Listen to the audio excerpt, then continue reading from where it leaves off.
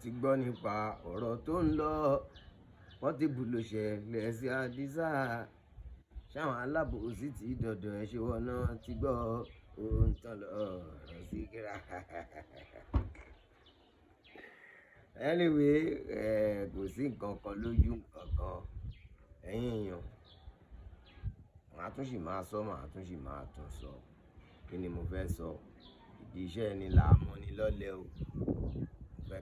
Ẹ̀yin tèmi, lẹ́yìn ìgbà tí Portable sunkún síta wípé kí wọ́n jọ̀ọ́ kí wọ́n lọ wo fídíò òun lórí chánẹ́ẹ̀lì òun o, ó tún wá fi ìgbà yìí ó tún fi drag Lizzy Anjorin ní ìparí fọ́nrán tí ẹ̀ ń wò yìí. Ẹ̀yin èèyàn wa, ẹ gbìyànjú láti wo fọ́nrán yìí láti bẹ̀rẹ̀ sí dé ìparí torí wípé ní ìparí rẹ̀ ni Portable drag Lizzy Anjorin. Mi lọ sórí YouTube mi ní Arijan Magic TV. Fíìmù mi Omi Àjípọn ó wà ńbẹ̀, ẹ̀yin èèyàn ò sì bá mi wò.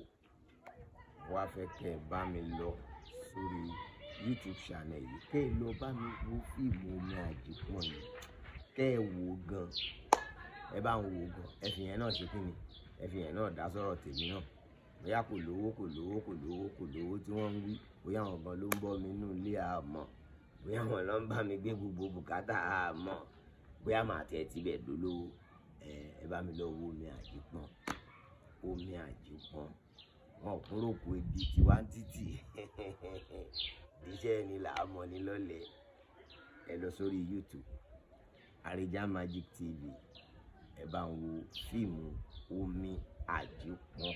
Ẹ gbọ́ dáadáa, Omi Àjípọn. Ẹ débẹ̀ ẹ ka kọ́mẹ̀ntì, àwọn èèyàn ti gbádùn ẹ̀ lọ́lọ́kan ọ̀jọ̀kan. Ẹ̀yin náà ẹ lọ gbádùn ẹ̀. Ẹ jẹ́ n rí 100k views lórí ẹ̀, ẹ jẹ́ n rí 200k views, ẹ jẹ́ n rí 300k views, kí n rí 400k views, kí n rí 500k views. Kó dẹ̀ máa lọ, kò sí nǹkan tí ò lè ṣẹlẹ̀, kò sí nǹkan tẹ́yin èèyàn ò lè ṣe.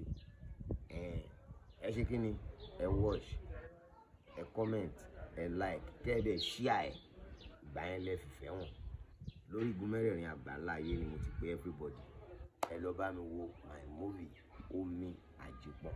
Thank you so much. God bless you. Ojú ò ní tì, nǹkan kan ò ní ṣe yín, ọ̀rọ̀ yín ò ní dàrú, ayé yín ò ní dàrú, iṣẹ́ yín ò ní dàrú, ilé yín ò ní dàrú, gbogbo nǹkan yín ò ní bàjẹ́. Gbogbo ìmọ̀ tí ọ̀tá bá gbà lé yín lórí, òfò jágàdo ló máa já sí. Ẹ ṣé mo dúpẹ́, ó dìgbà kan náà.